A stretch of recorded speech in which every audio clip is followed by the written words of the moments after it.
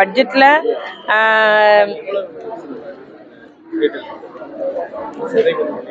அரசு உதவி பெறும் அத்தனை பள்ளிகளுக்கும் உண்டு. நம்ம இனிதானே அரைவு பண்ணுவாங்க இல்லையா? இல்ல சொந்த கட்டல கட்டணும் அப்படின்னு அதிக முயற்சி எடுத்து வருகிறோம். வருஷத்துக்கு 500 மையங்களுக்கு நம்முடைய தமிழ்நாடு அரசு நிதி ஒதுக்கீடு செய்யப்படுகிறது. அதாவது மகாத்மா காந்தி வேலை உறுதியளிப்பு திட்டம் மூலம் அந்த 500 மையங்களும் கட்டி கொடுக்கப்படுகிறது. அது மட்டும் இல்லாமல் சட்டமன்ற உறுப்பினர் அவங்க நிதியிலிருந்து கட்டித்தர்றாங்க. ஒன்றிய பொது நிதி, பஞ்சாயத்துல இருந்து எல்லா நிதிகளிலிருந்து இந்த அங்கன்வாடி கட்டடத்துக்கு முன்னுரிமை கொடுக்கப்பட்டு வருகிறது.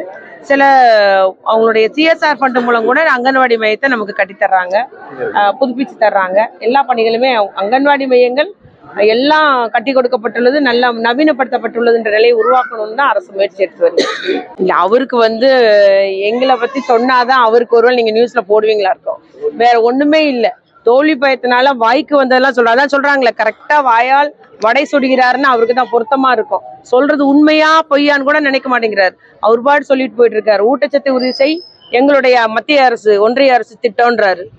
ஊட்டச்சத்தை உறுதி செய் திட்டம் சமூக நலத்துறை சார்பில் நிறைவேற்றப்பட்டுச்சு. அதாவது ரொம்ப எடை குறைவா உள்ள பிள்ளைங்களுக்கு, ஊட்டச்சத்து கம்மியா உள்ள பிள்ளைங்களுக்கு கடந்த ஆண்டு நிறைவேற்றப்பட்டுச்சு. அது முழுக்க முழுக்க தமிழ்நாடு அரசுடைய நிதி. அதே போல கலைஞர் கனவு இல்லம் திட்டம்னு ஒரு திட்டம் பட்ஜெட்ல அறிவிச்சிருக்காரு முதலமைச்சர். இவர் சொல்றாரு அது மோடி வீடை தான் இவர் மாத்திய போறாங்க, வைக்க போறாங்க. இப்பெல்லாம் ஒண்ணுமே இல்லை, அப்படி செய்ய முடியாது. இது கனவு இல்லம், கலைஞர் கனவு இல்லம்ன்றது 8 லட்சம் வீடற்ற அந்த குடும்பத்தினருக்கு வீடு கட்டி கொடுக்கும் திட்டம். ஆண்டுக்கு 1 லட்சம் வீடுகள் கட்டி கொடுக்க ஒரு திட்டமிடப்பட்டுள்ளது. 3.5 லட்சம் மதிப்பீட்டில். அதற்காக அந்த 8 லட்சம் வீடற்ற அந்த குடும்பங்களுடைய கணக்கெடுப்பு நடத்தப்பட்டுள்ளது. இது முழுக்க முழுக்க தமிழ்நாடு அரசுடைய நிதி. அதுபோல வெள்ளத்துக்கு நாங்க நிவாரணம் கொடுத்தோம் பாருங்க. இதுதான் அவர் சொல்றது எல்லாம் உண்மைக்கு எதுவுமே உண்மை கிடையாது. பொய்யான செய்தியை சொல்லிட்டு இருக்கிறாரு. வாயால உட சொல்றாதான் உண்மை. வெள்ள நிவாரணம் ஒரு சல்லி காசு கூட கொடுக்கல. நேற்று நிதி அமைச்சர் கொடுத்திருக்காரு. நம்ம தூத்துக்குடி தாலுகாவில் அத்தனை குடும்பத்துக்கும் நம்ம 6000 கொடுத்துருக்கோம்.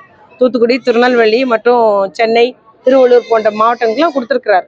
அதனால எல்லாமே அவர் எதையோ சொல்லிட்டு போயிட்டு இருக்காருங்க. எல்லாரும் தானே கவனிக்கணும்னு நினைக்கிறாரு. அவ்வளவுதான்.